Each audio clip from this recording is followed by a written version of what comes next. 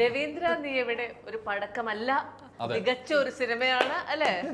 അപ്പൊ അത് അങ്ങനെ തന്നെ സംഭവിക്കും. ഈ പടക്കം എന്നുള്ള വാക്കിനെ എന്തിനാണ് ഒരു മോശമുള്ള വാക്കായി? പടക്കം എന്ന് പറയുന്ന എല്ലാ ആഘോഷങ്ങൾക്കും പൊട്ടിക്കുന്ന വളരെ സന്തോഷമായിട്ട് എല്ലാവരും അതിലോട്ട് നോക്കി നിൽക്കുന്ന ഒരു സാധനമാണ്. നമ്മളെല്ലാം അത് നോക്കി നിന്ന് ചിരിക്കാറുണ്ട്. അല്ല, അത് പൊട്ടുമ്പോഴാണല്ലോ അതിൽ നിന്ന് സ്പാർക്ക് ഉണ്ടാവുന്നതും തീ ഉണ്ടാവുന്നതും ആൾക്കാർക്ക് സന്തോഷം കാഴ്ചയാവുന്നത്.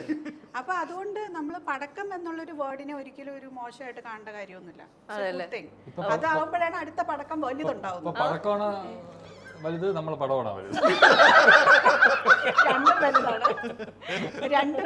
അല്ല, ഇവിടെ ഇരുന്നിട്ട് ഞാൻ ഒരു കാര്യം പറയാം. അസി, നിനക്ക് ഓർമ്മയുണ്ടോ നമ്മള് ഒരു 8 വർഷം മുന്നേ അല്ലേ നമ്മൾ ഒരുമിച്ച് ഒരു പടത്തിൽ അഭിനയിച്ചു? പപ്പു എത്രയോ വർഷത്തിന് മുന്നേ.